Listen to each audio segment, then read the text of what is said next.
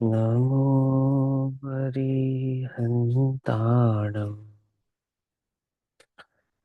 नमो सिद्धाणं नमो आयर्याणम् नमो वज्रायाणम् नमो लोये सवसाहुणम्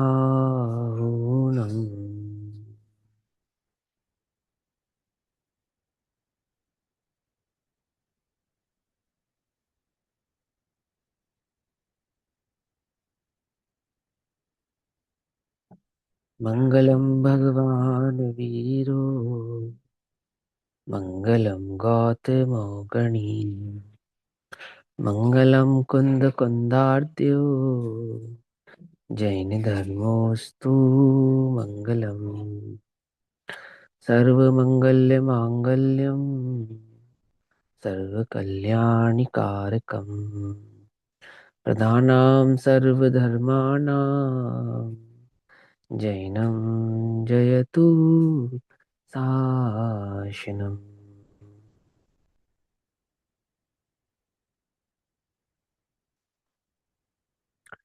सर्वव्यापीकचिद्रूप स्वरूपाय परात्मने स्वोपलब्धि प्रसिद्धाय ज्ञानानंदात्मने नमः।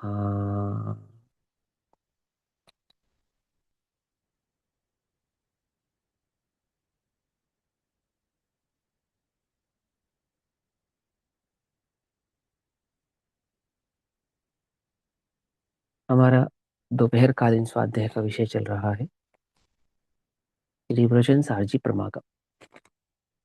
श्री प्रवचन सारजी प्रमागम का स्वाध्याय हम सभी आचार्य अमृतचंद्र देव द्वारा रचित तत्व प्रदीपिका तथा आचार्य जयसेन देव द्वारा रचित तात्पर्य वृत्ति टीका के आधार से कर रहे हैं।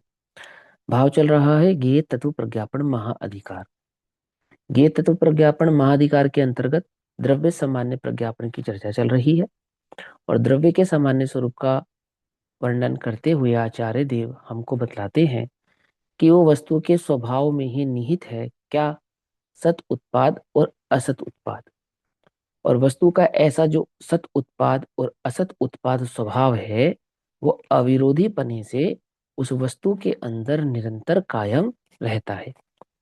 अब असत उत्पाद का अन्यत्व के द्वारा निश्चित करते हैं, ऐसा स्वरूप 113 नंबर की गाथा में बतलाते हैं। ठीक है ना।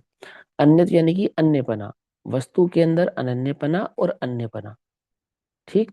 अनन्यपना अर्थात ध्रुव स्वभाव और अन्यपना अर्थात पर्याय स्वभाव। कि नहीं बदलने वाला द्रव्य द्रव्य बदलता है और बदलने वाला द्रव्य नहीं बदलता है, ऐसा अविरोधी पने से वह द्रव्य एक भाव रूप से ता से कायम रहता है। उसके नहीं बदलने वाले स्वभाव का नाम है सत उत्पाद और बदलने वाले स्वभाव का नाम है असत उत्पाद। ऐसा सत असत उत्पाद मय वह वस्तु एक है, ऐसा यहाँ स्वरूप समझा रहे हैं। ठीक। अब कहते हैं कि अब असत उत्पाद को यानी कि बदलने वाले स्वभाव की वजह से ही, पर्यायात्मक स्वभाव के कारण ही, अर्थात असत उत्पादमय होने के कारण वह वस्तु में अन्यतो ऐसा भाव होता है, तो उसे हम यहाँ निश्चित करते हैं या भली प्रकार से समझते हैं। गाथा नंबर 113 पेज नंबर 309, 309 नंबर का पेज है ना। क्या कहते हैं। मणुवो न होदि देवो देवो व मानुषो वसेद्धो वा एवं अहोज्यमाणो अननण भावो कदम लहदी। मनुज नहीं है देव और नहीं देव मनुजिया सिद्ध स्वरूप, इस प्रकार वह अन्य अन्य है, कैसे हो अनन्य स्वरूप। है ना। माने हम पर्यायों में अनन्य तो नहीं कह सकते, पर्यायों में तो अन्य अन्यपना ही होता है।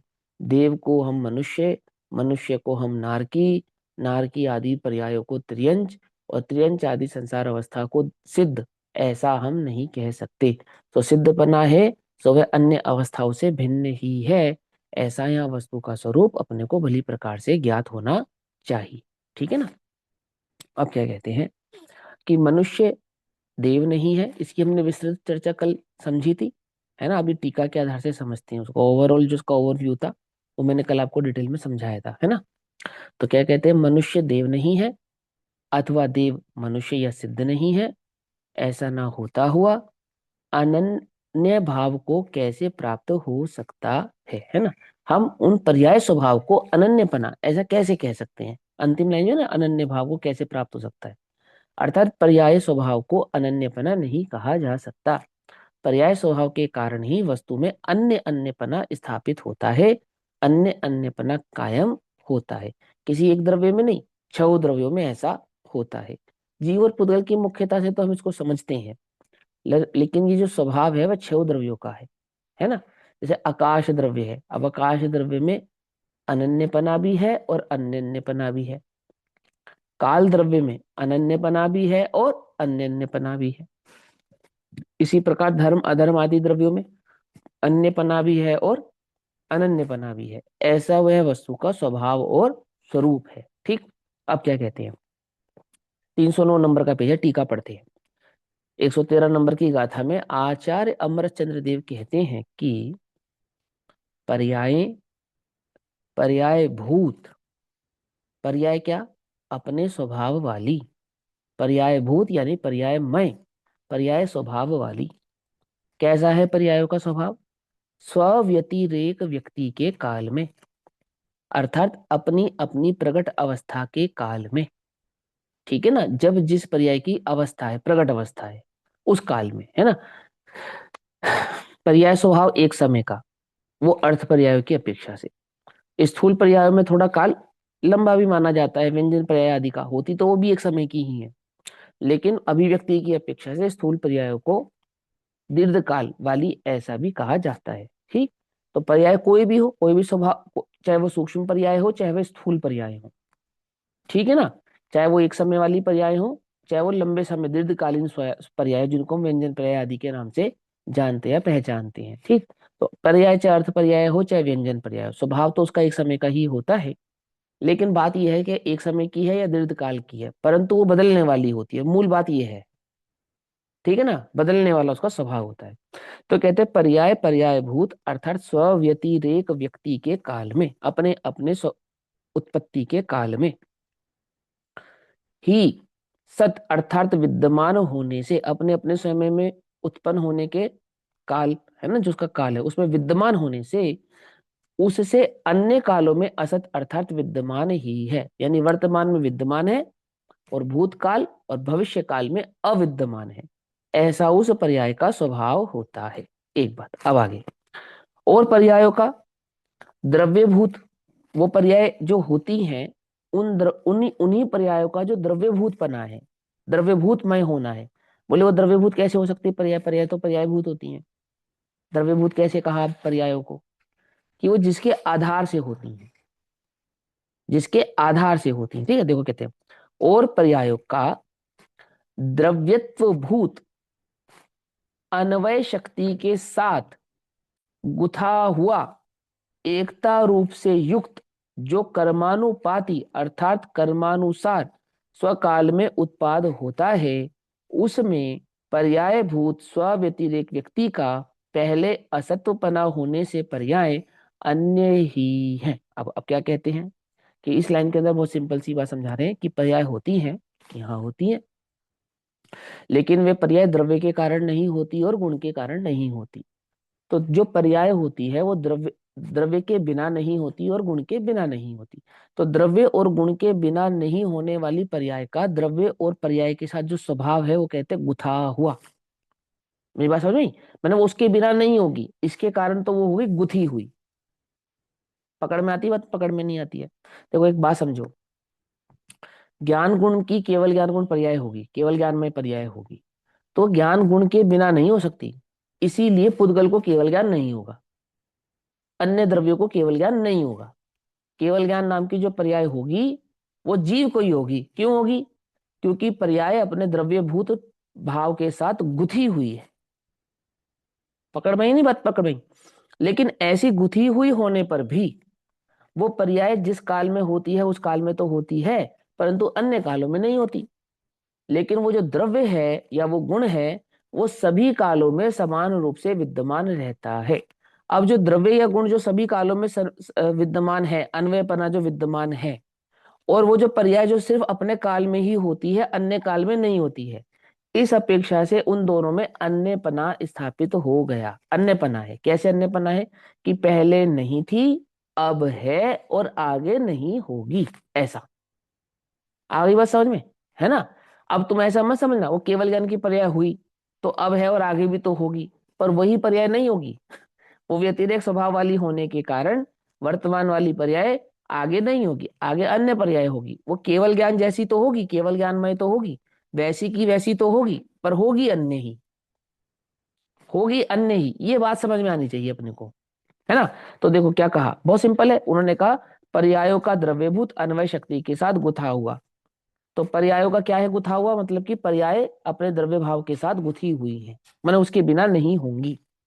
जो कर्मानुपाती अर्थात क्रम से होने वाली स्वकाल में उत्पादक भाव से प्राप्त होती हैं, अर्थात स्वकाल में उत्पन्न होती हैं, उनमें जो पर्यायभूत स्व व्यतिरेक व्यक्ति है, तो स्व व्यतिरेक व्यक्ति का पहले, स्व व्यतिरेक व्यक्ति किसको कहा था नेहा दीदी? स्व व्यतिरेक व्यक्ति किसको कहा था? पर्याय को। अभी कहा था। हाँ, नहीं नहीं नहीं नहीं। नहीं, स्वयं से प्रकट होने वाली जो पर्याय है, अपने स्वकाल में प्रकट जो एक होती समय है, की तत् हाँ पर्याय। पर्याय। हाँ, वो सब कुछ सही है, लेकिन इसमें गड़बड़ यही है जो मैं सुनना चाहता हूँ, वो उत्तर नहीं आ रहा। वर्तमान पर्याय को, एक समय की पर्याय। एक समय नहीं, वर्तमान पर्याय, पर्याय तो एक अच्छा समय की है ही, अच्छा अच्छा। लेकिन प्रकट वर्तमान पर्याय, पर्याय जो प्रकट पर्याय। भूतकाल की, हाँ, जो भूतकाल की पर्याय थी वो भी एक ही समय की थी, जो भविष्य काल की पर्याय होगी वो भी एक समय की होगी, जो पर्याय जिस काल में जब जब भी होगी, जो अभी नहीं हुई है, वो भी एक ही समय की होगी। लेकिन जो वर्तमान की पर्याय है, उस वर्तमान पर्याय को यहाँ पे कहते हैं स्व व्यतिरेक व्यक्ति। व्यक्ति माने प्रगट, व्यक्ति माने प्रगट, पकड़ में ही बात। देखो ऊपर लिखा था ना, स्व व्यतिरेक व्यक्ति के काल में सत विद्यमान होने से अन्य कालों में असत अविद्यमान है। माने हम जिस काल में पर्याय की प्रकटता की बात कर रहे हैं ना, जिस वर्तमान की प्रकट पर्याय है, वो अन्य कालों में अविद्यमान है। एक पर्याय अपने स्वकाल में विद्यमान है और अन्य कालों में अविद्यमान है। वो बात यहाँ समझा रहे हैं कि कर्मानुपाती स्वकाल में उत्पाद होता है, अर्थात जिस काल में वह उत्पन्न होती है, उस काल में उसमें पर्यायभूत स्व व्यतिरेक व्यक्ति के पहले, अर्थात अपने प्रकटपने के पहले, जब वो प्रकट नहीं हुई थी उस समय क्या था? असतुपना होने से पर्याय अन्य ही है। पकड़ में ही बात? यानी जब वो प्रकट नहीं हुई थी, अब जो प्रकट हुई है, तो प्रकट नहीं हुई पने की अपेक्षा से प्रकट हुई भी पर्याय अन्य पने को प्राप्त होती है। पकड़ में आ गई बात? समझे नहीं समझे? हम तो उसको शब्द साथ समझ रहे हैं ना, भैया, ऐसे में हाँ बोलो। जो ये सेकंड टाइम स्व व्यतिरेक व्यक्ति यूज हुआ है, यहाँ पे वर्तमान पर्याय आएगा या ऊपर भी वही अर्थ है। वही है? ठीक है। हाँ, वर्तमान कहने का तात्पर्य ये समझो कि पर्याय की उत्पत्ति का जो काल है, जिस समय वो पर्याय प्रकट हो रही है, वो उस समय तो प्रकट है, लेकिन अन्य कालों में अप्रकट है। और अन्य कालों का जो अप्रकटपना है, वो वर्तमान काल के प्रकटपने की अपेक्षा से अन्य पने को दर्शाने वाली है, अन्य है, ऐसा। आगे बस समझ में? भैया यहाँ पे पर्यायों से पर्यायों की भिन्नता बताई ना, वर्तमान की हाँ भूत और भविष्य से। हाँ तो हाँ द्रव्य से तो हाँ, भिन्नता नहीं बता रहे हैं, उसके साथ तो गुथी हुई है, गुथी हुई है ना। ठीक है। गुथी हुई है, गुथी हुई है, उसके साथ तो गुथी हुई है, अर्थात उनके बीच में तो आधार आधे संबंध है। हम्म। ठीक है ना? और हम्म। स्वभाव की अपेक्षा से भिन्नता है, द्रव्य स्वभाव और पर्याय स्वभाव की अपेक्षा से भिन्नता है, लेकिन वो द्रव्य अन्य कैसे है? पर्याय के कारण अन्य नहीं, पिछली और वर्तमान पर्याय के कारण अन्य है। क्या कह रहे हैं? नहीं समझ आई बात फिर? द्रव्य द्रव्य के कारण अन्य है और पर्याय के कारण अन्य है, ऐसा नहीं। वही द्रव्य अपनी पिछली पर्याय के कारण वर्तमान पर्याय की अपेक्षा से अन्य है। अभी कुछ समझ में आ रहा है? बात नहीं समझ में आ रही है? ये थोड़ा सा समझो। द्रव्य दृष्टि से द्रव्य अन्य है, पर्याय दृष्टि से द्रव्य अन्य है। तो पर्याय दृष्टि से द्रव्य अन्य है, पर्याय दृष्टि से पर्याय अन्य है, ऐसा नहीं। अंतर समझो थोड़ा सा मेरी बात को ध्यान से। हम यही मैं क्या, समझना चाह रहे थे, हाँ, यही समझना चाह रहे थे। है ना? बहुत बढ़िया। हाँ, कि द्रव्य दृष्टि से द्रव्य अन्य है बराबर। और पर्याय दृष्टि से पर्याय अन्य है। द्रव्य दृष्टि से द्रव्य अन्य है और पर्याय दृष्टि से द्रव्य अन्य है, ऐसा। अगर ये हमें तो कुछ समझ में नहीं आ रही बात। तो द्रव्य से द्रव्य दृष्टि से द्रव्य अनन्य स्वभाव को प्राप्त हो रहा है। हाँ बोलो भैया, बोलो बोलो माने बोलो बोलो बोलो। द्रव्य दृष्टि से देखें तो जैसे हम्म वो सोना कंकड़ में था, कुंडल में था, हार हम्म में था, वही हम्म। स्वर्णत्व है। और वो तो पर्याय अनन्यत्व है। हाँ, और तो पर्याय दृष्टि से देखे। वो वाला सोना नहीं है जो कंकड़ में था, हाँ जो हाँ हीरे में, हार में है। हाँ। और पर्याय दृष्टि से देखे तो सोने का कंगन सोने का हार नहीं है। पकड़ना ध्यान से, कंगन हार नहीं है, नहीं, सोने का कंगन सोने का हार नहीं है। ये सोना शब्द है ना, ये लगेगा उसमें वहां पर। कॉमन है, समझे? अनबाय रूप। मैं हूं, वही मैं का हूं। वही है, द्रव्य वही का वही है, और हाँ पर्याय बदलते बदलते रहती हैं, अन्य अन्य होती जाती हैं। हाँ ठीक है, ये तो तुम समझ गए, ये तो तुम्हें पता ही है। थोड़ा डब्बे में से बाहर आओ निकल कर, फिर समझो। भैया ये है ना कि प्रकट पर्याय से वो पिछली वाली पर्याय अन्य है। हाँ, पिछली लेकिन वो पर्याय किसकी है? द्रव्य की है ना। द्रव्य की। हाँ, प्लीज दो द्रव्य का मिनट अब, अन्यपना। भैया प्लीज सबको बोलो 2 मिनट, कोई कुछ ना बोले, आप इसको अच्छे से समझाओ, ये मेरे को क्लियर नहीं हो रहा। प्लीज चलो बीच में अच्छा, मैं सबको समझाता मदद हूँ। कर दो, कोई ना हाँ हाँ बोले। हाँ, कोई बात नहीं, कोई बात नहीं, कोई बात नहीं। सब 1 घंटा तक थोड़ी बोलते रहेंगे।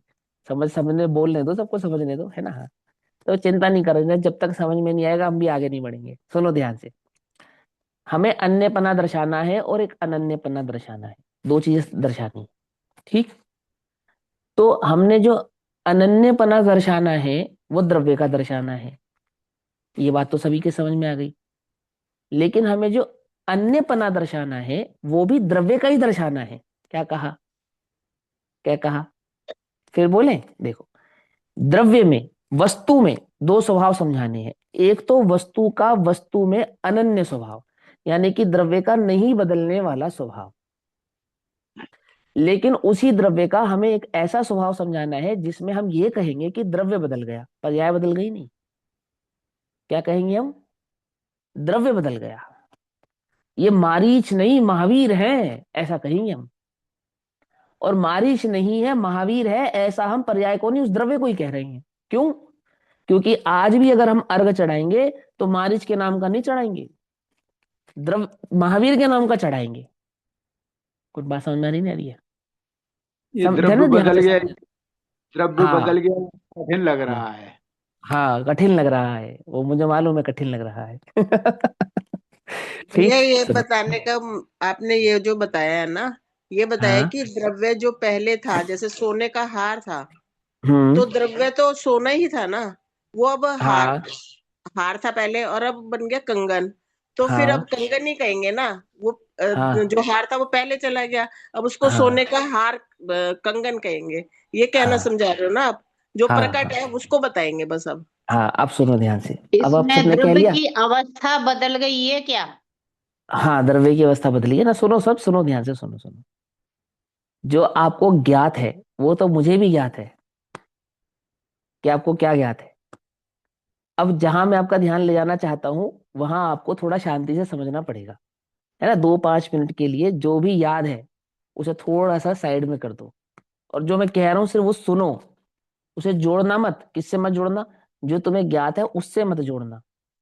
जो तुम अभी तक पढ़ते आ रहे हो ना, अभ्यास करते आ रहे हो, उससे मत जोड़ना। जो मैं समझाना चाह रहा हूँ ये बात कुछ अलग है। देखो क्या कहते हैं, समझो। पहले 112 नंबर गाथा की हेडिंग निकालो, हेडिंग। अब एक 306 नंबर का पेज है। सर्व पर्यायों में द्रव्य अनन्य है।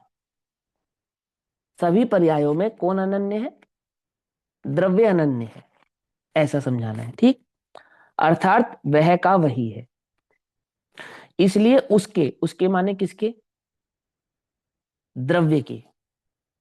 इसलिए द्रव्य के सतुत्पाद है इस प्रकार। सत उत्पाद को अनन्यत्र के द्वारा निश्चित करते हैं। अब द्रव्य के सत उत्पाद होता है, इसे हम अनन्यत्र के द्वारा निश्चित करेंगे। तो हमने द्रव्य के सत उत्पाद का स्वभाव समझा दिया। क्या समझा दिया? द्रव्य है, था और रहेगा। जैसे स्वर्ण, कंगन कुंडल हार आदि में स्वर्ण स्वर्ण स्वर्ण वो कॉमन ही है, ऐसा उसका ध्रुव स्वभाव है, और वो ध्रुव स्वभाव द्रव्य का है। और ये द्रव्य की ध्रुवता को यहाँ पर हमने निश्चित करके बतला दिया। एक बात समझ में आ गई सबके? अब दूसरी बात सुनो। ध्रुवपना भी पर्याय है, अंश है, एक पक्ष है, द्रव्य का है। द्रव्य मात्र ध्रुव नहीं है, द्रव्य का एक पक्ष ध्रुवत्व स्वभाव को समझाना है, इसलिए वहां पे ध्रुवत्व को पर्याय कहा था। याद है सबको, ये नहीं याद है ना? अब आगे सुनो, अब आओ 113 नंबर की गाथा की हेडिंग पर। अब असत उत्पाद को अन्यत्व के द्वारा निश्चित करते हैं। अभी जो असत उत्पाद को अन्यत्व के द्वारा निश्चित करेंगे, वो किसके असत उत्पाद को अनन्यत्व के द्वारा निश्चित करना है? द्रव्य के ही, द्रव्य के असत उत्पाद को, पर्याय के असत उत्पाद को नहीं। क्यों? क्योंकि पर्याय के प्रदेश नहीं है, वो द्रव्य के प्रदेश वाली ही है।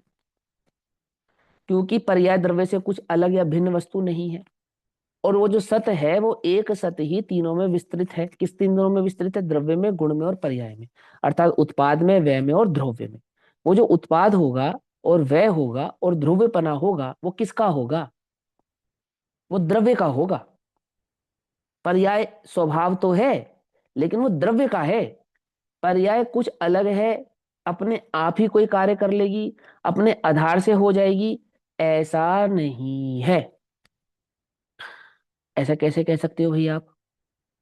तो सुनो, अब टीका के पहले फर्स्ट पैराग्राफ की सेकंड लाइन पढ़ो। इसलिए पर्यायों की अन्यता के द्वारा, किसकी अन्यता के द्वारा? पर्यायों की अन्यता के द्वारा, ठीक।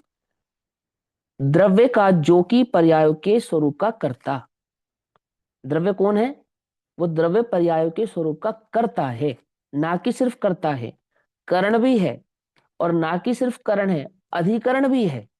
अधिकरण होने से, कर्ता करण अधिकरण होने से पर्यायों से अपृथक है।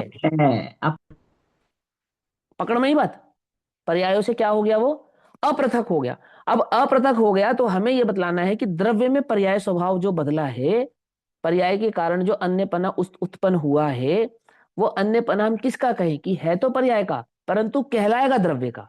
आई बात समझ में? आई बात समझ में? नहीं समझ में? है तो पर्याय का, कहलाएगा किसका? द्रव्य का। क्यों? क्योंकि पर्याय अपने द्रव्य स्वभाव से क्या है? अपृथक है। उन पर्यायों का आधार, करण, कर्ता वो कौन है? वो द्रव्य है, द्रव्य है। उसका माने किसका? उसका माने किसका? द्रव्य का। समझ नहीं बात? द्रव्य का असत उत्पाद निश्चित होता है। आ गई बात समझ में? असत उत्पाद किसका निश्चित करना है हमें? पर्याय का या द्रव्य का? कि द्रव्य का असत उत्पाद निश्चित करना है और पर्याय अपेक्षा से करना है। ये बात समझो आप, पकड़ में ही बात। अब देखो, अब सुनो कि सुनो भैया, द्रव्य भिन्न है, पर्याय भिन्न है, ऐसा नहीं समझाना हमें तो ये समझाना है पर्याय और द्रव्य अभिन्न है, और उस अभिन्नता के साथ उसमें एक अनन्यतो भाव भी है और एक अन्यतो भाव भी है।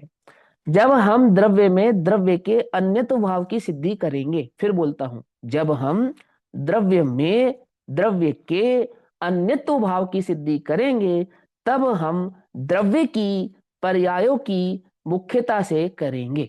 किसकी? किसकी? द्रव्य की पर्यायों की मुख्यता से करेंगे, क्योंकि वे पर्याय द्रव्य के बिना होने वाली नहीं है। जब हम द्रव्य की अनन्यता की सिद्धि करेंगे, तब हम द्रव्य के ध्रुव स्वभाव की अपेक्षा से करेंगे। पकड़ में ही बात? नहीं पकड़ में? ध्रुव स्वभाव द्रव्य का है, पर्याय स्वभाव द्रव्य का है। वो स्वभाव का भेद है, जहां हम द्रव्य को ध्रुव तो स्वीकारते हैं और उत्पाद व्ययात्मक नहीं स्वीकारते हैं। वो दृष्टि का विषय है, समझो ध्यान से, वस्तु का विषय नहीं। क्या कहा? वस्तु का विषय नहीं, दृष्टि का विषय। कि गजब करते हो, वस्तु का विषय कुछ और है और दृष्टि का विषय कुछ और है। कि हाँ, यही तो बात है, दृष्टि का विषय कुछ और है और वस्तु का विषय कुछ और है। देखो समझो, मान के चलो दृष्टि का विषय कैसा है? दृष्टि का विषय आनंद का विषय है, आनंद का विषय। शिकंजवी का आनंद लेना है तुमको, तो वस्तु के विषय से ले सकते हो या दृष्टि के विषय से ले सकते हो? दृष्टि के विषय से ले सकते हो। अब शिकंजवी में दृष्टि का विषय क्या है? कि शिकंजवी में दृष्टि का विषय शिकंजवी है, ना नींबू है, ना नमक है, ना पानी है, ना शक्कर है।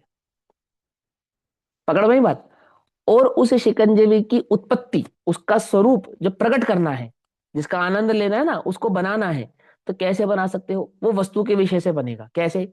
इतना पानी, इतना नींबू, इतना नमक, इतनी शक्कर, इनका ऐसा ऐसा अनुपात हो, इतने इतने प्रकार के अनुपात के साथ घोलन हो, तो शिकंजवी बनती है। ये तो शिकंजवी बनाने का प्रोसेस हो गया, है ना। और उस शिकंजवी के आनंद का प्रोसेस क्या है कि ये क्या है? नींबू है, पानी है, नमक है या शक्कर है? कि ये शिकंजवी है, ऐसा बोलेंगे। ना ये नींबू है, ना ये पानी है, ना ये शक्कर है, और ना ये नमक है। शिकंजीवी के टेस्ट में किसका टेस्ट है? नींबू का, पानी का, शक्कर का या नमक का? कि है तो चारों का, लेकिन हम इन चारों को कहेंगे शिकंजवी, ऐसा ऐसा बोलेंगे, नहीं बोलेंगे? ऐसे ही एक द्रव्य है। वो द्रव्य कैसा है? कि वह द्रव्य द्रव्यत्व है, गुणत्व है, पर्यायात्मक स्वभाव वाला है। उस द्रव्य में उत्पाद है, वय है, ध्रुवता है, ऐसा वो मिलाकर एक द्रव्य है। ऐसे सत स्वभाव वाले उस एक द्रव्य का जब आनंद लेंगे तो उसको कहेंगे ध्रुव स्वभाव। चैतन्य चैतन्य चैतन्य चैतन्य। अब वो चैतन्य द्रव्य के बिना नहीं है, वो चैतन्य गुण के बिना नहीं है, वो चैतन्य पर्याय के बिना नहीं है। उस चैतन्य में उत्पाद व ध्रुवता निहित है, लेकिन आनंद तो चैतन्य का है। समझ में आई बात? नहीं समझ में आई? है ना। अब समस्या क्या है जो भी खड़ी हो रही है? जो दृष्टि का जो विषय है, उसे इस वस्तु के प्रमाण के विषय में तुम बार बार प्रवेश कराते हो। तो तुम्हारे अंदर के दो घंटियां ना दोनों टकराती है, टन टन टन टन। कि भैया ये कैसे, ये कैसे? अरे क्यों घबराते हो? द्रव्य के बदलने से तुम्हें डर लगता है क्या? डरो मत, ये वरदान है। द्रव्य बदलता है, परंतु द्रव्यांतर भाव से नहीं बदलता, गुणांतर भाव से नहीं बदलता, पर्यांतर भाव से बदलता है।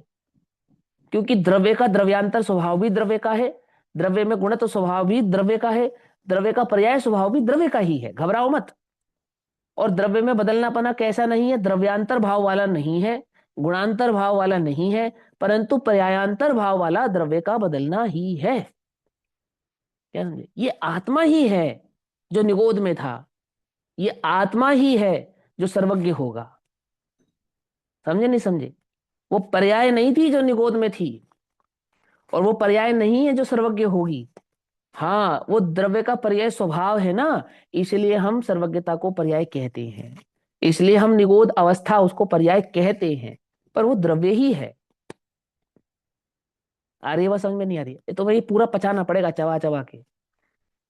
समझे नहीं समझे? अब देखो, अब फिर पढ़ते हैं। अब तो नहीं आ रही बात समझ में आई? कौन बदला? कि कभी कहेंगे पर्याय बदली, और कभी कहेंगे द्रव्य बदला। और हम मस्त है, मेरे को टेंशन नहीं है। तुम कहोगे द्रव्य बदला, हम कहेंगे हाँ बदला। कोई कहेगा पर्याय बदली, नहीं नहीं भैया पर्याय बदली। कि नहीं, हाँ कोई बात नहीं, पर्याय बदली। कि कैसे आदमी हो, एक नतीजे पे नहीं पहुंचे क्या? हमने भली प्रकार से वस्तु के स्वरूप को पिया है ना घोट के, इसलिए हम इसमें क्या नहीं होते, डाउटफुल नहीं है। जैसे गीता दीदी और शालिनी दीदी आपस में लड़ने लगे कि नहीं बहन द्रव्य बदलता है, वो कह रहे नहीं बहन पर्याय बदलती है, नहीं द्रव्य बदलता है, नहीं पर्याय बदलती है। अब दोनों एक दूसरे का सर फोड़ ले भले ही, पर हमें कोई टेंशन नहीं है। क्यों? अरे दोनों हमारे पास आए और पूछे कि भैया बोलो द्रव्य बदलता है या पर्याय बदलती है, तो क्या कहेंगे हम? कि द्रव्य भी बदलता है, पर्याय भी बदलती है। कि कैसी बात करते हो, हमने तो सुना था द्रव्य नहीं बदलता है, यहाँ नहीं बदलता है, और पर्याय बदलती है कि यहाँ बदलती है। कि पर्याय के बदलने से द्रव्य बदल जाता है कि यहाँ बदल जाता है, कि पर्याय के बदलने से द्रव्य नहीं बदलता है कि यहाँ नहीं बदलता है। अरे कमाल हो गया। कि ऐसा कमाल उस वस्तु में है, ये समझो। कमाल इसलिए नहीं हो गया कि तुम्हें बात समझ में नहीं आ रही है, बात तो ये है कि वो कमाल वस्तु में है। पकड़ में बात? वो कमाल उस द्रव्य के स्वभाव में है कि वो बदलता है, वो नहीं बदलता है, नहीं बदलता है तो भी बदलता है, और बदलता है तो भी नहीं बदलता है। और वो पर्याय है, वो द्रव्य नहीं, वो वस्तु वही है, ऐसी ही है। वो वस्तु का अपना स्वभाव ही है। क्या कहते हैं? विरोध नहीं है। क्या नहीं है? विरोध नहीं है। किसमें विरोध नहीं है? कि द्रव्य के द्रव्यत्व स्वभाव के साथ, ध्रुव स्वभाव के साथ नहीं बदलने के साथ रहने वाला बदलने वाला स्वभाव, और बदलने वाले स्वभाव के साथ रहने वाला नहीं बदलने वाला स्वभाव अविरोध भाव से उस द्रव्य में रहते हैं। देखो 111 नंबर की हेडिंग क्या है? पढ़ो भैया, 111 नंबर की हेडिंग पढ़ो। नेहा दीदी पढ़ो 111 नंबर की हेडिंग। अब द्रव्य के सत उत्पाद और असत उत्पाद होने में अविरोध सिद्ध करते हैं। हाँ, अब लिखने में गलती कर दी ना, द्रव्य के सत उत्पाद और पर्याय के असत उत्पाद ऐसा लिखना चाहिए था। क्यों ऐसा तो नहीं लिखा? द्रव्य के सत उत्पाद, द्रव्य के असत उत्पाद में अविरोध, कोई विरोध नहीं है, ऐसा सिद्ध करते हैं। सिंपल है ना। और यहां क्या समझाया, पर्याय होंगी तो कैसे होंगी? बोले द्रव्य के बिना हो जाएंगी क्या? पर्याय द्रव्य के बिना हो जाएगी क्या? हाँ, दृष्टि के विषय में हो जाएगी, घबराना नहीं। समझे या नहीं समझे? वहां हो जाएगी। हम भी कहेंगे, हम ही कहेंगे, अभी गला की नसें खींच खींच कर बोल रहे हैं ना कि द्रव्य के पर्याय द्रव्य के बिना नहीं होती, पर्याय द्रव्य के बिना नहीं होती, पर्याय द्रव्य के बिना नहीं होती, है ना। जब स्वतंत्र षट कारक समझाएंगे तो यही गले की नसें खींच खींच कर कहेंगी पर्याय द्रव्य के बिना ही होती है। पर्यायों को द्रव्य का आधार नहीं चाहिए, अपने स्व षट कारकों से होती है, ऐसा हम कहेंगे। ऐसा बिल्कुल अलग कर देंगे उसको द्रव्य की भांति, जैसे मानो कोई अन्य द्रव्य ही हो। समझे नहीं समझे? हाँ, जैन थोड़े खतरनाक हैं, उनके सियादत को ध्यान से समझना। नहीं समझे? क्योंकि ये सियादवाद रूपी चक्र को मोह का अभाव करना है। कोई छोटी मोटी चीज है क्या मोह? है तो इतना चातुर्य तो होना ही पड़ेगा। समझे नहीं समझे? देखो अब क्या कहते हैं, 309 नंबर के पेज पर गाथा फिर से पढ़ते हैं, फिर पढ़े तो उसको क्या नाम है, टीका को मैं दोबारा पढ़ता हूं। पर्याय, पर्याय भूत। अब पर्यायों का पर्याय स्वभाव क्या है?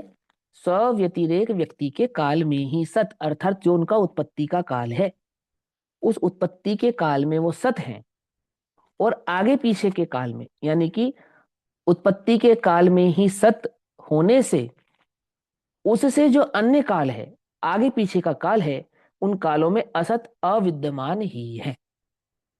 ठीक है ना। अब आगे, और पर्यायों का द्रव्यभूत, द्रव्यत्व भूत, द्रव्यत्व माने द्रव्यपना स्वभाव। वो द्रव्यपना स्वभाव किसका है? वो गुण और द्रव्य का है, अन्वय स्वभाव है उसका। तो बोलते पर्यायों का द्रव्यत्व भूत अन्वय शक्तियों के साथ जो द्रव्यपना है ना, द्रव्य का, जिसको हम क्या कहते हैं, द्रव्य का द्रव्यपना अथवा द्रव्य के गुण स्वभाव विशेषण। तो उन दोनों का जो स्वभाव हमको समझाया था आचार्य देव ने, वो समझाया था हमको, क्या समझाया था हमको? अन्वयपना। गुण गुण के साथ ऐसा, जो था। हाँ, अन्वयपना, उसको कहते हैं अन्वयपना। पर्याय का स्वभाव व्यतिरेकपना, द्रव्य का स्वभाव अन्वयपना, ऐसा है ना। तो कहते हैं कि द्रव्य का द्रव्यभूत अन्वय शक्ति के साथ गुथा हुआ एक रूपता से युक्त जो कर्मानुपाती, अर्थात कर्म से होने वाला स्वकाल में उत्पाद होता है। किसका उत्पाद होता है स्वकाल में? अन्वय शक्तियों के साथ गुथा हुआ जो कर्मानुपाती स्वभाव है, यानी कि पर्याय, पर्याय का अपने स्वकाल में उत्पन्न होती है। उसमें पर्यायभूत स्व्यतिरेक व्यक्ति का पहले असतोपना होने से, अर्थात वो पर्याय पहले नहीं थी और अब होने से पर्याय अन्य ही हैं। अन्वय स्वभाव वाले उस द्रव्य में प्रगट पर्याय जो पहले नहीं थी अब हैं, तो नहीं थी और हैं की अपेक्षा से वह अन्य ही हैं, ऐसे स्वभाव को दर्शाती हैं। आगे, इसलिए इस कारण से पर्यायों की अन्यता के द्वारा, किसकी किसकी अन्यता के द्वारा? पर्याय की अन्यता के द्वारा, द्रव्य की अन्यता के द्वारा नहीं, क्योंकि द्रव्य में द्रव्य स्वभाव की अपेक्षा से तो अनन्यता है, लेकिन उसी द्रव्य की पर्याय स्वभाव की अपेक्षा से अन्यता होने के कारण, तो पर्यायों में जो अन्यता हुई, अब है पहले नहीं थी, अब है पहले नहीं थी। ये जो अन्यता है, इस अन्यता के द्वारा द्रव्य का जो कि पर्यायों के स्वरूप का कर्ता है, द्रव्य का जो कि पर्याय के स्वरूप का करण है, और द्रव्य का जो कि पर्याय के स्वरूप का अधिकरण है, ऐसा होने से पर्यायों से अपृथक है। कौन अपृथक है? द्रव्य। द्रव्य पर्यायों से अपृथक है, उस द्रव्य का असत उत्पाद निश्चित होता है। पकड़ में, पर्यायों के बदल जाने से पर्यायों का जो बदलने वाला स्वभाव निश्चित किया, वो बदलने वाले स्वभाव को निश्चित हमने क्या निश्चित किया कि वो पर्यायों का नहीं, द्रव्य का असत उत्पाद है, क्योंकि वे पर्याय किसके बिना नहीं होती, द्रव्य के बिना नहीं होती, और अन्वय शक्तियों का व्यतिरेक व्यक्तियों के साथ गुथा हुआ पना है, अर्थात दोनों के बीच में आधार आधेय संबंध है। द्रव्य का पर्यायों के साथ, पर्यायों का द्रव्य के साथ, गुण का पर्यायों का गुणों के साथ और द्रव्यों के साथ आधार आधेय संबंध है। गुण द्रव्य आधार हैं और पर्याय उनकी आधेय हैं, अर्थात द्रव्य या गुण के बिना वे पर्याय कदापि प्राप्त होने वाली नहीं है, कभी भी प्रकट होने वाली नहीं है। और कर्ता कर्म करण उनका द्रव्य हुआ, तो जो पर्याय बदली, तो पर्याय नहीं बदली, वो द्रव्य ही बदला है, ऐसा हमें यहाँ पर भली प्रकार से समझ में आना चाहिए। अब क्या कंफ्यूज नहीं होना चाहिए कि बदलने पर भी ध्रुव स्वभाव कायम होने से पर्याय की अपेक्षा से बदलने वाला द्रव्य नहीं बदला है, वो द्रव्य तो वही है, द्रव्य तो वही है, तो भी पर्याय के बदलने से द्रव्य बदला है, ऐसा हम कहेंगे। उसी द्रव्य को हम मुक्त भी कहेंगे, उसी द्रव्य को हम पहले संसारी ऐसा कह रहे थे, उसी द्रव्य को हम मिथ्या दृष्टि ऐसा कह रहे थे, अब ये नहीं, बदल गया, अब ये वो नहीं रहा, अब क्या हो गया, अब ये पूज्य हो गया, सम्यक दृष्टि हो गया, है ना। कि कोई कहे मैं मारीच को नहीं पूजूंगा, कि हम भी नहीं पूजेंगे, कि फिर महावीर का क्या होगा कि उसको तो हम पूजेंगे। ये कैसी बात कर रहे हो, अभी तो कह रहे थे नहीं पूजेंगे, क्या समझे है कि अब वो मारीच बदल गया, कि हमने तो सीखा था नहीं बदला, अरे भाई बदल गया, वो नहीं बदला था, वो ध्रुव स्वभाव से नहीं बदला था, पर्याय स्वभाव से बदल गया। पकड़ में बात नहीं, पकड़ में नहीं, बदलने वाले स्वभाव को सीख कर कोई क्या कहने लगा, अरे भैया महावीर तो बदला ही नहीं, वो तो मारीच ही है। कि भैया महावीर और मारीच तो पर्याय के नाम थे, वे तो बदल गई, और जो नहीं बदला था वो ध्रुव स्वभाव था। पकड़ रहे हो नहीं पकड़ रहे हो, वो द्रव्य था, वो तो ना पहले बदला था, ना अब बदला है, ना कभी बदलेगा, ऐसा। ठीक, अब आगे क्या कहते हैं, इसी बात को उदाहरण देकर स्पष्ट करते हैं, उदाहरण से समझाते हैं। कैसे, जैसे मनुष्य वह देव या सिद्ध नहीं है, जैसे इस वर्तमान अवस्था में आत्मा की अवस्था मनुष्य भाव से प्रकट हो रही है, और मनुष्य भाव से प्रकट होने वाली इस अवस्था में यह आत्मा क्या नहीं कहलाएगा, सिद्ध नहीं कहलाएगा अथवा देव नहीं कहलाएगा, है ना। और जो देव आदि पर्याय हैं उनमें वह मनुष्य या सिद्ध नहीं है, ठीक है ना। इस प्रकार ना होता हुआ, है ना, पर्याय अपेक्षा से वर्तमान पर्याय में सिद्धपना ना होता हुआ, स्वभाव से सिद्ध, पर्याय से असिद्ध, है ना। निश्चय भाषी से यही प्रश्न है ना पंडित टोडरमल जी का, तू अपने को सिद्ध समान कहता है, सो द्रव्य दृष्टि से कहता है या पर्याय दृष्टि से कहता है ना, ऐसा प्रश्न पूछते हैं ना उससे। तो ऐसे यहां बतला रहे हैं कि वो मनुष्य या सिद्ध नहीं है, इस प्रकार ना होता हुआ, क्या नहीं होता हुआ, पर्याय की अपेक्षा से मनुष्य देव आदि ना होता हुआ, देव मनुष्य आदि ना होता हुआ, सिद्ध आदि ना होता हुआ, अनन्य वह का वही कैसे हो सकता है ना। पर्याय अपेक्षा से तो वह का वह हो सकता नहीं है, ठीक। कि जिससे अन्य ही ना हो और जिसके मनुष्य आदि पर्याय उत्पन्न होती हैं, ऐसा जीव द्रव्य भी जिसकी कंकड़ादि पर्याय उत्पन्न होती हैं, ऐसे स्वर्ण की भांति पद पद पर प्रति पर्याय पर अन्य ना हो। बोलो कि पर्याय की अपेक्षा से तो अन्य होगा ही होगा, ये क्वेश्चन है। अन्य ना हो कि होगा, जैसे कर्ण कुंडल और कुंडल से चेन, चेन से हार आदि पर्यायों में स्वर्ण बदलता है, उसी प्रकार मनुष्य आदि सिद्ध आदि पर्याय की अपेक्षा से वह द्रव्य भी बदलता है, वह अन्य कैसे ना हो, अन्य नहीं होगा, अन्य होगा। जैसे कंकड़ कुंडल इत्यादि पर्याय अन्य हैं, हम कंकड़ को कुंडल नहीं कहेंगे, कुंडल को हार नहीं कहेंगे। इसी प्रकार हम मनुष्य को देव नहीं कहेंगे, देव को सिद्ध नहीं कहेंगे, भिन्न भिन्न है।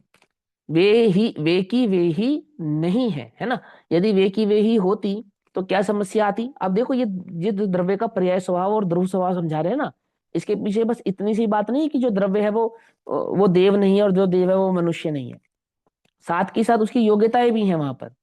नारकी है तो जीव, है तो अनंत गुणों की खान, और सम्यक दृष्टि भी हो सकता है, पर पांचवा गुण स्थान आदि नहीं प्राप्त कर सकता, केवल ज्ञान आदि अवस्थाओं को नहीं प्राप्त कर सकता। है तो जीव, मनुष्य ही है, परंतु स्त्री और पुरुष का भेद होने के कारण पंचम से ऊपर स्त्री नहीं जा सकती।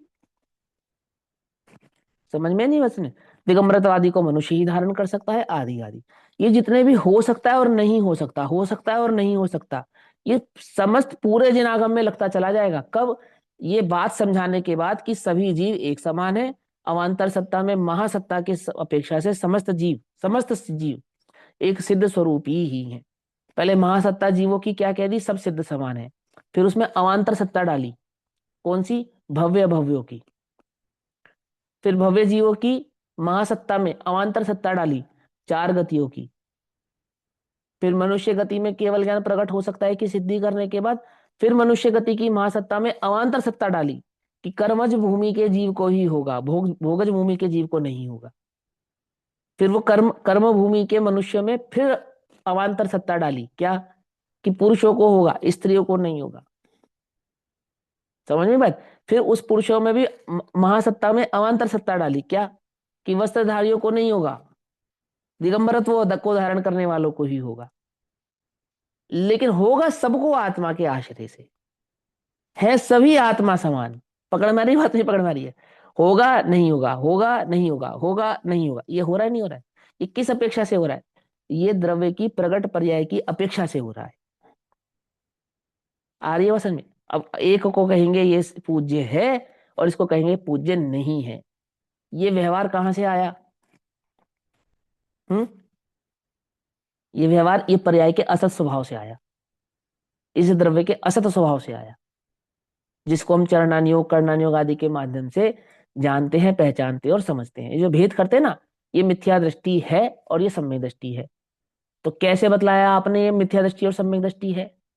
यह सम्यक दृष्टि नहीं है, यह मिथ्या दृष्टि नहीं है। कैसे बतलाया? क्योंकि सभी जीवों का स्वरूप तो एक जैसा है, पर्याय अपेक्षा से बतलाया। वो द्रव्य के स्वभाव में निहित है। अरे बस समझ नहीं। पंडित टोडरमल जी ने पता क्या कहा? शुद्ध पर्यायों का पिंड है, शुद्ध पर्यायों का पिंड। ये शुद्ध पर्याय के पिंड क्या है? इसकी व्यर्थ की व्याख्या करने से अच्छा है कि प्रवचन सार को अच्छे से घोट कर पिया जाए। समझे ना? तो आपको समझ में आएगा वो किस मत और अभिप्राय से शुद्ध पर्यायों का पिंड उस द्रव्य को कह रहे हैं। वो कोई एक लाइन का आंसर नहीं है, वो प्रवचन सार जी कहा है उन्होंने, वहां पे प्रमाण का विषय बतलाया है। निश्चयभाषी को प्रमाण का विषय का ज्ञान कराने के लिए ऐसा कहा है कि द्रव्य तो शुद्ध पर्यायों का पिंड है।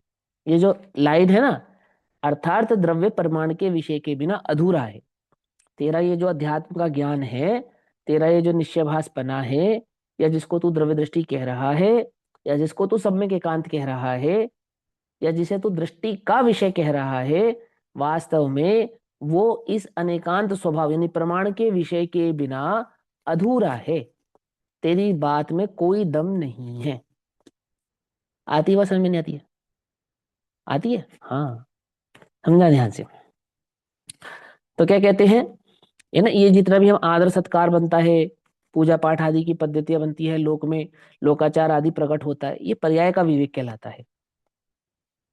समझ में बनी? समझ में? है ना? देखो भैया, तुम निश्चयभाषी हो व्यवहाराभाषी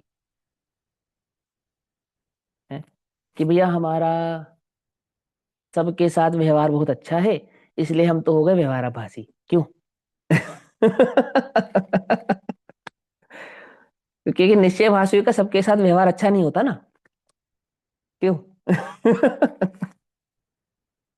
कि भैया वस्तु के पकड़ में नहीं, मैंने पकड़ में, वस्तु के निश्चय और व्यवहार नयों के द्वारा जो प्रकरण जो प्रस्तुत किए जाते हैं, उसमें जो एकांत को ग्रहण कर लेते हैं, है ना, निश्चय पक्ष मात्र को ग्रहण कर लेते हैं, अन्य भावों को समझते या जानते नहीं है, ऐसे उस जीव को निश्चयाभासी ऐसा कहते हैं। अथवा जो पर से होने वाले कार्य को पर्याय मात्र की दृष्टि करते हैं, अन्य अन्य मात्र की दृष्टि करते हैं और वस्तु के ध्रुव स्वभाव को नहीं पहचानते हैं, उन्हें कहते हैं व्यवहाराभासी। नहीं समझे? तो ऐसे यहाँ समझाते हैं कि वो वस्तु कैसी है कि नहीं बदलती है। अब यहाँ क्या समझा रहे हैं कि बदलती है, बदलती है ना, पर्याय अपेक्षा से बदलती है। इसलिए उन पर्यायों का कर्ता स्वर्ण भी अन्य है। इसी प्रकार जैसे पर्याय बदल गई ना, स्वर्ण की पर्याय बदलने पर पर्याय नहीं बदली, स्वर्ण भी अन्य पर्याय को प्राप्त होने से स्वर्ण भी अन्य है, ऐसा कह रहे हैं। जैसे स्वर्ण ही कंकड़ था, फिर स्वर्ण को ही कुंडल कहेंगे और फिर स्वर्ण को ही हार कहेंगे। ऐसे ही जीव को जीव भी कहेंगे, लेकिन उस जीव को ही मनुष्य कहेंगे, उस जीव को ही नारकी कहेंगे और उस जीव को ही सिद्ध कहेंगे। ऐसे स्वर्ण ही अन्य है, यानी द्रव्य ही अन्य है, ऐसा। इस प्रकार मनुष्य, देव इत्यादि पर्याय अन्य है, ठीक है ना। इसलिए उन पर्यायों का कर्ता जीव द्रव्य भी पर्याय अपेक्षा से अन्य है, ठीक। क्योंकि पर्यायों का आधार द्रव्य है, तो पर्याय नहीं पलटी, पर्याय का पलटने से द्रव्य ही पलट गया। ऐसा यहाँ वस्तु स्वरूप आचार्य हमको समझा रहे हैं। भावार्थ, जीव के अनादि अनंत होने पर भी मनुष्य पर्याय काल में देव पर्याय की या स्वात्मोपलब्धि रूप सिद्ध पर्याय की अप्राप्ति है। अर्थात वो वर्तमान में सिद्ध नहीं है, ऐसा नहीं कहा जाएगा सिद्ध है या देव है। अर्थात मनुष्य देव या सिद्ध नहीं है, इसलिए वे पर्याय अन्य अन्य है। कौन सी पर्याय अन्य अन्य है? देव पर्याय अन्य है, मनुष्य पर्याय अन्य है और नरकादि पर्याय अन्य है। ऐसा होने से उन पर्यायों का जो कर्ता है, कौन है उन पर्यायों का कर्ता? ये अपने स्वषटकारक से होती है कि भैया स्वषटकारक से होती है, घबराओ मत, जी भी है ना। उन अपनी अपनी पर्यायों का कर्ता द्रव्य है, जीव नहीं, ऐसा। और फिर मैं जीव द्रव्य हूं तो अपनी पर्यायों का कर्ता मैं हूं, ऐसा कहलाएंगे, ठीक है। आ रही है बात समझ में, है ना। तो उन पर्यायों का कर्ता साधन और आधार जीव भी पर्याय अपेक्षा से अन्यत्व को प्राप्त होता है।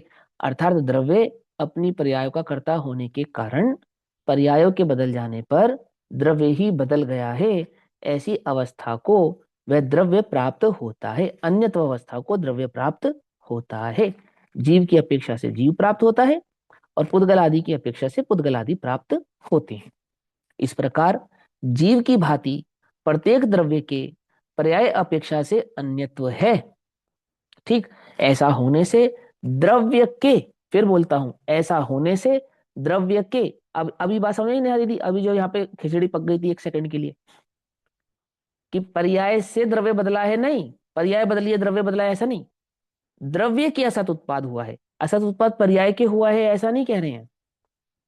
असत उत्पाद स्वभाव पर्याय का है, लेकिन वो पर्याय स्वभाव द्रव्य के बिना नहीं है, इसलिए वो असत उत्पाद द्रव्य का हुआ है, ऐसा कहेंगे। ऐसा होने से द्रव्य के असत उत्पाद है, यह निश्चित हुआ। अब ये बात एक बार, दो बार, तीन बार नहीं लिखी, 4-5 बार लिखी है, तो मिसप्रिंट नहीं है ये, समझे। वस्तु का स्वरूप है। मूल गाथा की टीका है ना संस्कृत में, उसमें भी ऐसा ही लिखा है, ठीक। तो क्या कहते हैं? ऐसा होने से द्रव्य का असत उत्पाद है, यह निश्चित हुआ।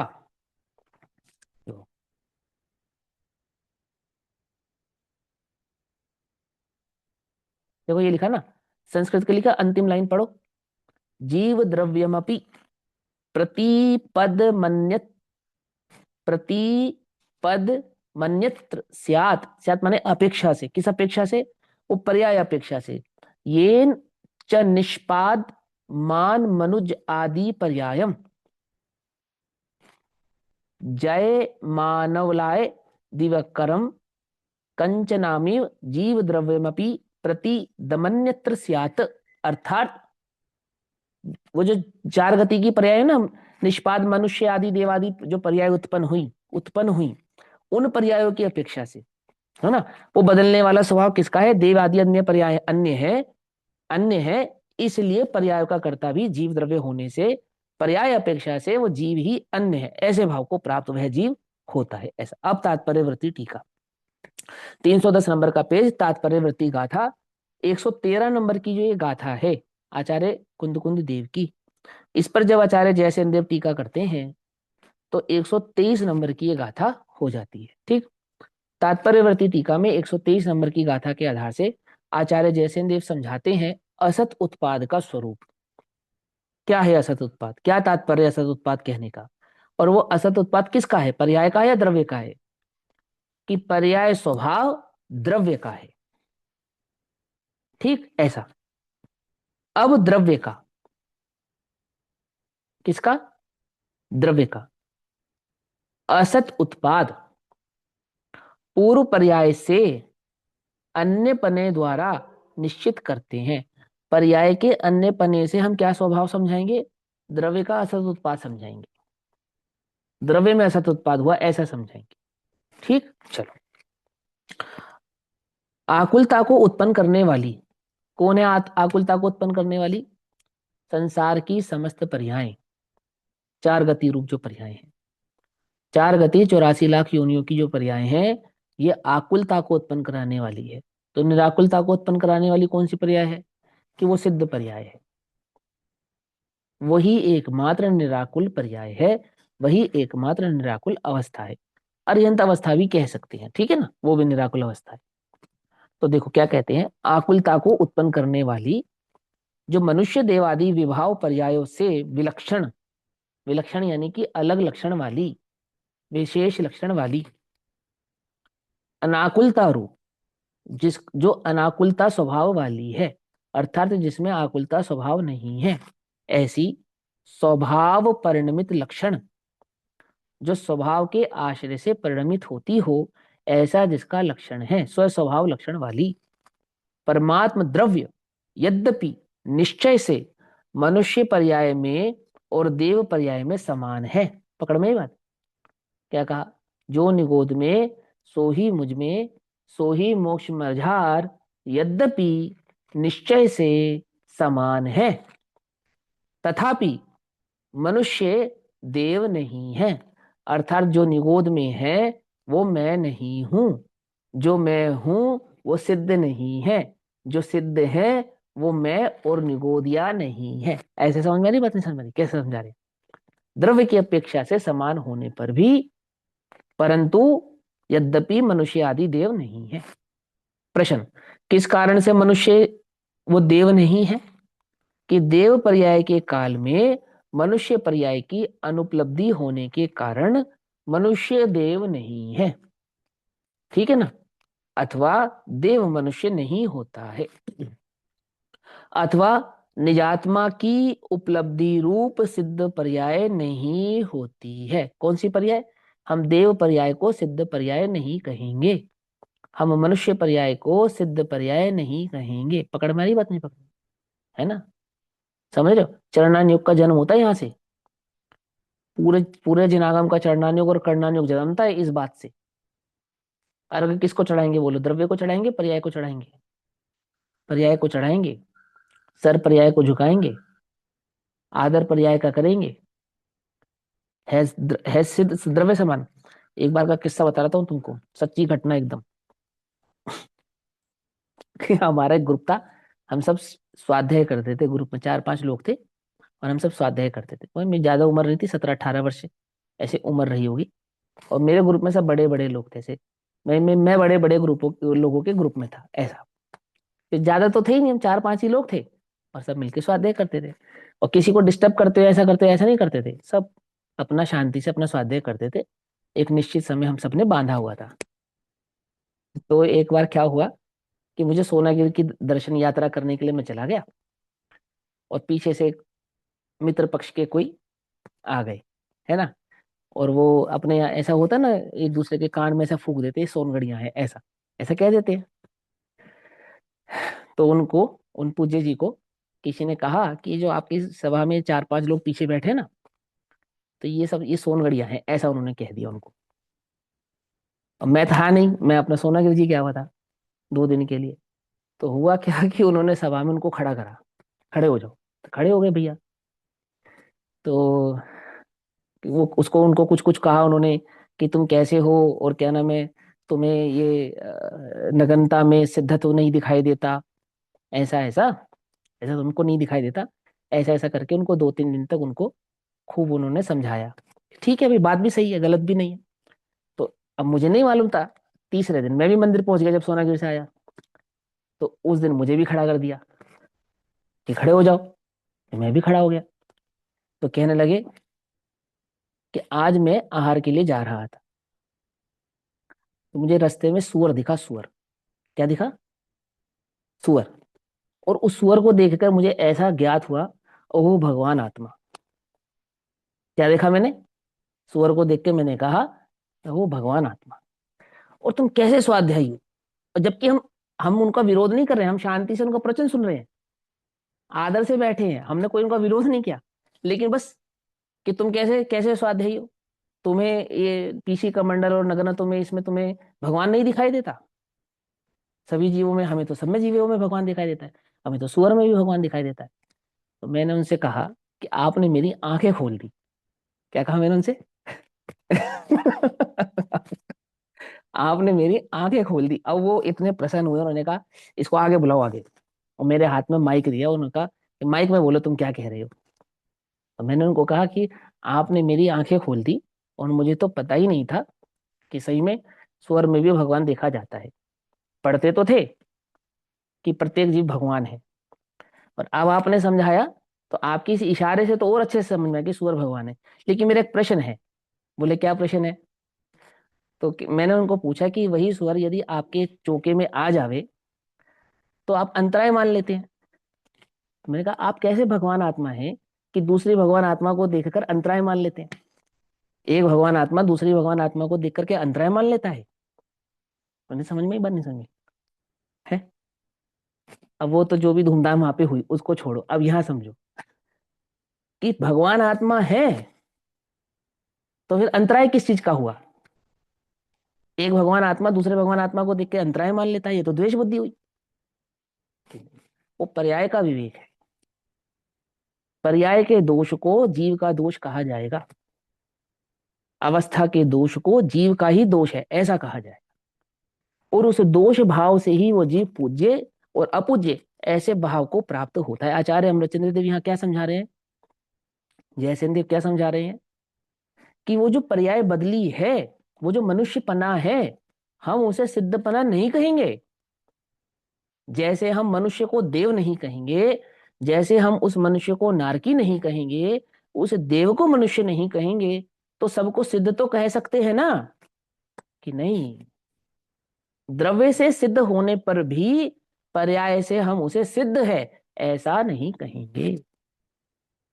आती है वो, समझ में नहीं आती है? जी, हमारी भी आंखें खोल दी आपने। और ये हाँ कहते हैं कि भूत भविष्य वर्तमान हाँ की तीनों 24 को नमस्कार करते हैं ना। हाँ, करते हैं ना। किस अपेक्षा से करते हैं? वो भी पर्याय जब उनकी प्रकट हो जाएगी। हाँ, पर्याय अपेक्षा से। वर्तमान में भी भविष्य में होने वाले तीर्थंकर को भविष्य में प्रकट होने वाली पर्याय का अर्घ है, वर्तमान का अर्घ नहीं है। समझे नहीं समझे? वो उसका है। श्रेणिक को अर्घ नहीं चढ़ाते हैं, श्रेणिक जब हाँ, तीर्थंकर होंगे रावण को अर्घ नहीं तीर्थंकर करने चढ़ाते को, हैं। हाँ, हाँ, रावण को नहीं चढ़ाते हैं, रावण को ही चढ़ाते हैं पर रावण को नहीं चढ़ाते हैं, है? कि वो जीव तो वही रहेगा जो रावण का है, लेकिन वो पर्याय वो नहीं है। ठीक है ना, ये भेद है। नास्ति, और वो किसका है? वो द्रव्य का है, वो द्रव्य का है। आती है वो समझे? ऐसा छल नहीं ग्रहण करना। कैसा छल? कि वो सभी जीव भगवान आत्मा है, बिल्कुल है, नियम से है, इसलिए द्वेष तो किसी से नहीं है, लेकिन पर्याय का विवेक होने के कारण योग्य सत्कार और आदर का भेद है। दुर्जन क्रूर कुमार्गरतों पर जो है उन पे हम क्षोभ नहीं करेंगे, उनसे हम द्वेष नहीं करेंगे, लेकिन जो गुणीजन है उनकी सेवा भी करेंगे। समझे नहीं समझे? उनकी सेवा करेंगे, भक्ति करेंगे, अनुमोदना करेंगे, सब करेंगे। दुर्जनों की नहीं करोगे, तुम तो द्वेष बुद्धि वाले हो कि नहीं, दुर्जन की नहीं करेंगे। सिद्ध समान तो देखेंगे। क्या कहा? उसके आगे नमस्कार नहीं करेंगे, सर नहीं झुकाएंगे। समझ में आती बात? नहीं समझ में आती है? विंतर जाति का वो जो देव है वो सिद्ध समान है पर पूज्य नहीं है। क्या कहा? वो व्यंतर जाति का देव सम्यक दृष्टि हो सकता है, लेकिन कोई जीव सम्यक दृष्टि होने के कारण पूज्य नहीं होता है। संयम से पूज्य होता है। किसने कहा? ये कहा आचार्य कुंद देव ने अष्टपाहुड़ में। क्या वो पूज्यपना कैसे होता है? बोले त्रादव सम्यक दर्शन के साथ वर्तने वाला संयम ही वास्तव में पूजनीय है। और उन्होंने एक बात और कही, सम्यक दर्शन के बिना भी यदि संयम जिनोक्त जिनेन्द्र भगवान के द्वारा कहा गया जैसा संयम ना वैसा है तो पूजनीय ही है। ये किसने कहा है? इन्हीं आचार्य कुंद देव ने कहा है।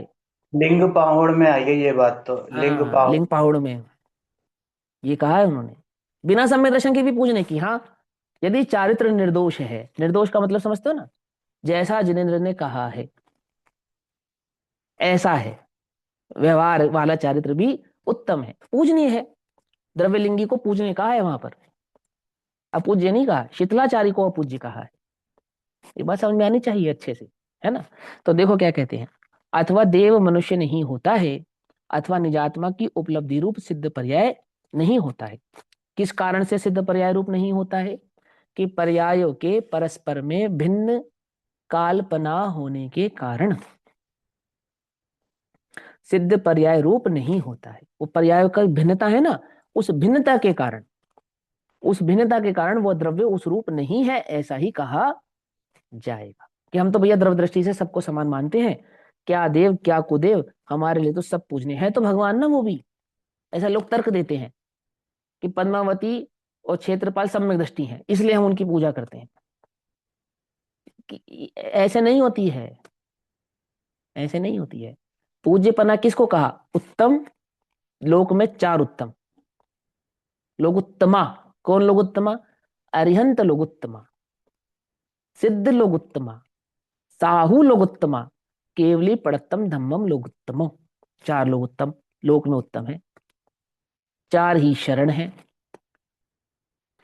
अरिहंता शरणम पहुंचामी, शरण है अर्थात, शरण है अर्थात पूज्य है, शरण है अर्थात अनुकरणीय है, ग्रहण करने योग्य है, शिक्षा प्राप्त करने योग्य है। ये जो माथा है ना, देह का माथा, ये वो जिनकी शरण में जाता हूं वहां झुकेगा, अन्य जगह नहीं झुकेगा। कि कैसी बात करते हो, सब सिद्ध समान नहीं है? कि है ना, सिद्ध समान है नहीं, सिद्ध समान ही है। ऐसा होने पर भी जो सिद्ध है वो देव नहीं है, जो देव है वो सिद्ध नहीं है, जो 4 गति 84 लाख योनियों की पर्याय है वो आकुलतामय है, वो सिद्ध पर्याय निराकुलतामय है। वो रत्नत्रय का मार्ग, रत्नत्रय का पद निराकुलमय है, पकड़ में, उससे विपरीत आकुलतामय है। ऐसा ऐसा उसमें भेद है, भिन्न काल्पना होने के कारण सिद्ध पर्याय रूप नहीं होता है। जिस प्रकार स्वर्ण द्रव्य में कुंडल आदि पर्यायों का भिन्न काल्पना होता है, इस प्रकार नहीं होते हुए अन्य अनन्य भाव रूप, इस प्रकार नहीं होते हुए, नहीं होते हुए मतलब एक पर्याय दूसरी पर्याय रूप नहीं होते हुए अनन्य भाव रूप एकत्व को कैसे प्राप्त हो सकता है? अर्थात किसी भी प्रकार से एकत्व को प्राप्त नहीं हो सकता। ध्रुव स्वभाव से एकत्व को प्राप्त होने वाला वह द्रव्य पर्याय स्वभाव से एकत्व को प्राप्त होता नहीं है। अतः यह सिद्ध होता है कि असत भाव निबद्ध उत्पाद पूर्व पर्याय से भिन्न होता है। क्या कहा? कि पर्याय की अपेक्षा से वह द्रव्य भिन्नता को प्राप्त होता है, ऐसा। अब 114 नंबर की गाथा कहते हैं। सो अभी समय हुआ, इसका स्वाध्याय हम कल करेंगे। तब तक के लिए सभी को जय जिनेन्द्र। ओम नमः सिद्धेभ्यः।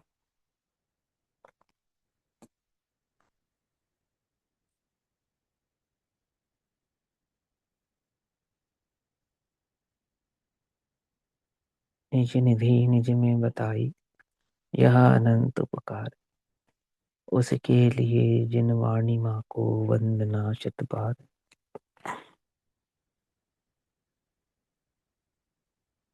नमो ऋण नमो सिद्धाणम नमो नमो क्षणम नमो लोय